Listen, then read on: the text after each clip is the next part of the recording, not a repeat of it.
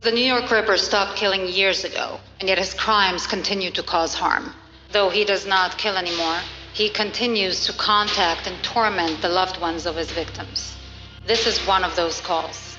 My name is Jeff. Hello, Internet. Welcome to my corner. I am your host, the Nameless Short King, and today, by popular demand, we are answering once and for all the question of the season. Who is the New York Ripper? Okay, so before we get into the video, as much as I'd like to dive in to the actual cases of the New York Ripper, we don't actually know anything relevant about the murders. Just that people died in a gruesome manner, he's evaded capture for 20 years, and there's these voicemails. So this is actually the first time we're seeing a case without any evidence in Dexter, really, which is kind of interesting. Which also makes me think we're not getting a reveal till next season, when maybe the Ripper makes a return, and they'll give us internet sleuths a second chance in finding the true identity of the New York Ripper. With that being said, even with the insurmountable lack of evidence, your boy has managed to crack the case. So sit back, kick your feet up or something, get a coffee, chill out, as I tell you all the reasons why I believe there's not just one New York Ripper. I think there are multiple. He never says anything that we can trace back, as well as evulsion injuries. Wear a hoodie. New York City. Truck matching his license. Start an OnlyFans The account. man who terrorized the streets I once played on as a child. Highly prolific. The New York Ripper. I'm gonna attempt to debunk some characters here. And by some I mean one, and by one I mean Jonah, it's not him. And there's a couple logistical reasons as to why I think it can't be him, so I guess let me just run through everything real quick. First of all, to debunk Jonah, we have to listen to what Wallace says about killers, and he just doesn't fit that image that she paints of a psychopath.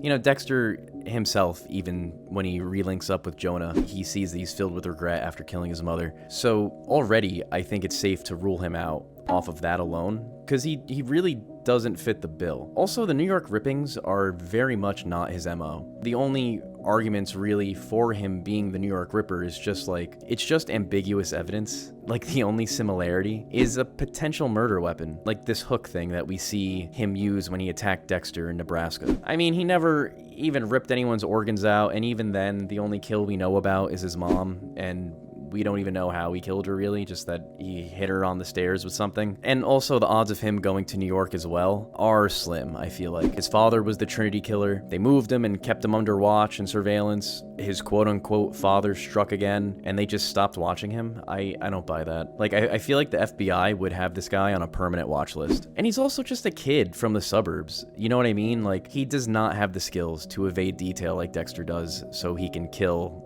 so elaborately. So, honestly, I think all of this rules out Jonah. I'm gonna be completely honest. I'm not a Jonah believer. I'm a Jonah denier.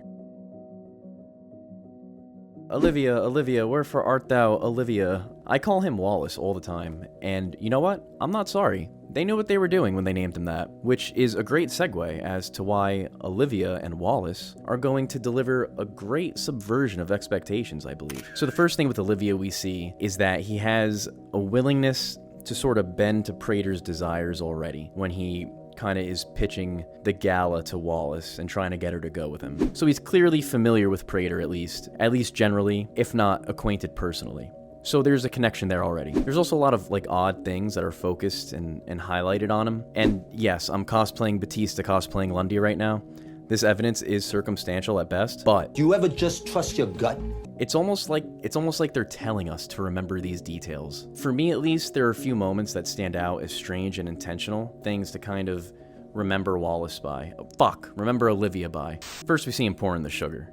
And I know it sounds ridiculous, but look at how much he's pouring. Listen, no one's gonna think I'm crazy if they end up linking a fucking Splenda packet to the New York Ripper, like they did with the lozenge and with Brian in season 1, right? They wouldn't possibly do the same trick twice, right? In a series that already has so many similarities and callbacks to the best seasons of it, right?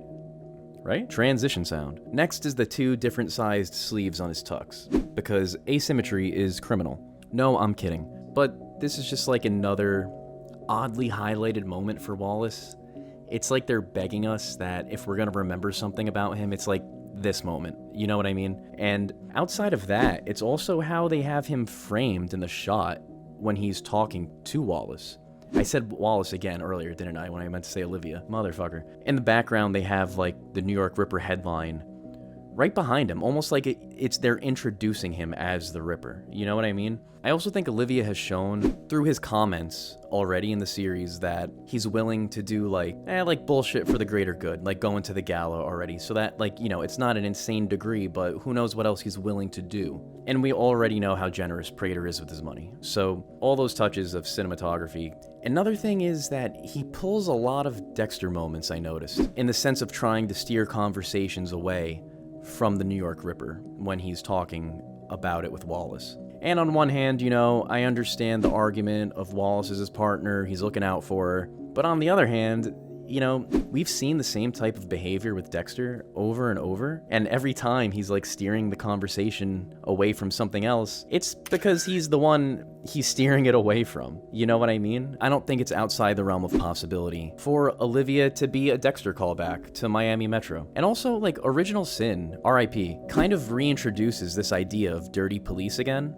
almost like they're preparing us for an even bigger reveal in the series to come, which would be Resurrection. You know, this time though, I think it'll have a more satisfactory payoff. We've also never seen him and Dexter interact, or in the same place at the same time. So I guess we're gonna see if real recognizes real, and if Dexter really is one big JoJo's reference. Taking Olivia more seriously though, he does have the skills to pull it off without being detected, I think. So while I'm not completely sold on Olivia, I think he is our first real contender for the New York Ripper title.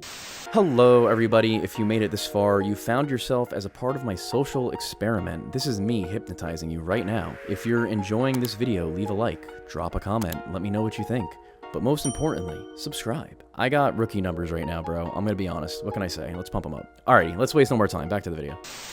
Alright, so now we're getting to the juice of the video. So far, we've attempted to debunk Jonah, and we've pitched a case for Olivia. Now, let's tie this shit all together. Leon Prater is without a doubt involved with the New York Ripper in some way, shape, or form. He seems smug and proud that the Ripper was never caught. He has the murder weapon in his collection as a trophy. But oddly enough, we don't actually see trophies from the Ripper himself, just the weapon. Now, correct me if I'm wrong, but in all 11 seasons of Dexter, we've never seen a serial killer not take a trophy. And that's strange. Until we see the conversation that Prater has with Dexter, where he opens up about Cooper Morris and how he reveals that the letter the man who killed his parents sent him was his greatest trophy.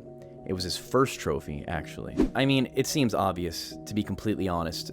The New York Ripper leaves voicemails to the families to stay in their lives. You know, I think Prater's using his wealth and resources to recreate this relationship with the victims of the Ripper. But this time he's experiencing it from the other end of that relationship, from Cooper's perspective. So it's almost literally his MO, these murders. And come on, guys. Like, it's literally Peter Dinklage on the voicemail. That's why I took it off her before I ripped her open. Wouldn't want to get blood all over Grandma's quilt. Man, you should have heard your sister begging me to just kill her.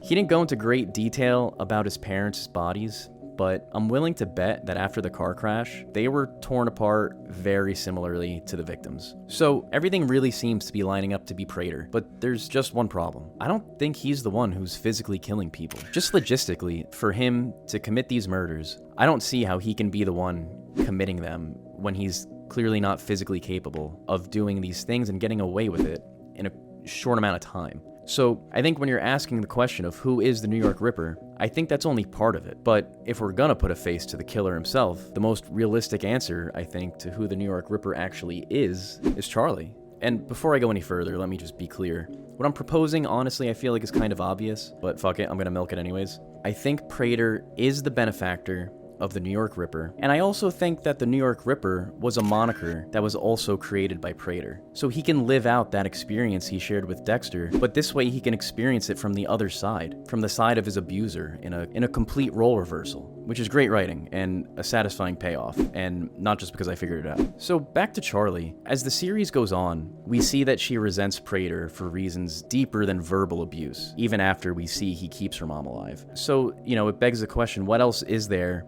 to resent him for? We see she has a strong dislike for the serial killers club, and she doesn't hesitate to take one of them out in the beginning just because he touched her shoulder, So immediately we have a similar perspective as Dexter, and we see that during Dexter's speech at the show and tell, she gets emotional over it when he's talking about masks and appearances, and we see that she lies to her mom and fabricates this whole double life that's like storybook. And in a series full of double entendres, I think Charlie puts on this mask of a monster in more ways than one. We see so much regret and guilt slip out whenever she talks to her mom. So it begs the question, what is she guilty for? She was special ops, so she has the skills to be Prater's fixer, and to pull off these elaborate kills for 20 years and not get caught. Dexter's been doing it his whole life, and this guy only got caught because of a plot hole that they wrecked. She has plenty of Prater's resources to pull off incredible stalks to make sure she doesn't get caught. We've seen she spends weeks at a time vetting people, way longer than Dexter, creating almost no room for error. I say almost because Dexter's the anomaly, obviously. We've seen her kill in broad daylight and it never became a thing, so she clearly knows what she's doing. And maybe it's circumstantial, but this last piece is really what sold me on the Charlie theory. Remember when I said we never saw the Ripper's trophies? Well, what if that's because he never took any? Because trophies, as we've seen throughout the entire Resurrection series, trophies are a vital part of the killer's identity. They're a killer's pride. So I guess that leaves the question, what kind of serial killer doesn't take trophies? I mean, that may sound silly, but think about it. When you have someone masquerading, wearing the mask of a killer, but behind the mask is just a person, one full of regret and humanity, what do you have? I think the answer to that question is Charlie, someone who wouldn't take trophies off these victims because in her eyes, they're all victims. So I think Prater is using Charlie's mom as a form of control that we've seen him do previously. He might have even made her sick in the first place in order to save her. That way he can control Charlie into acting out these murders so he can take credit. And honestly, I think there's a world where Prater swaps out Rippers as time goes on. Maybe it started with Charlie, but when she wanted out, he found her so useful that he kept her around and let her out. Maybe he did the same thing with Olivia. And when he wanted out, he turned out to be useful on the police's payroll as well. So maybe railroading the investigation all along the way, just like Dexter. We see Prater's world as this revolving door of favorites and collections. So who's to say that the New York Ripper won't return? Maybe even under the guise of someone we know. Maybe someone like Dexter to take up the mantle. Alrighty guys, that's the video. I put a lot of work into this one, and I think it turned out really well. So if you guys liked the video, give it a like, leave a comment, I love them, baby, and subscribe if you're new. I don't want to beg, but I will. Let me know what you guys thought. Do you agree with my theory? Do you disagree? Those are all original thoughts, baby. Alrighty. Do you think it's too obvious? Let me know. I'll be here forever digitally. That being said, I think I'm going to take a week hiatus. Going on a trip, and I'll be back in time for the finale, though. So I'll be back to a normal upload schedule by then. Until then, though, I'll see you guys next time. Thanks for watching. Have a wonderful day or night, and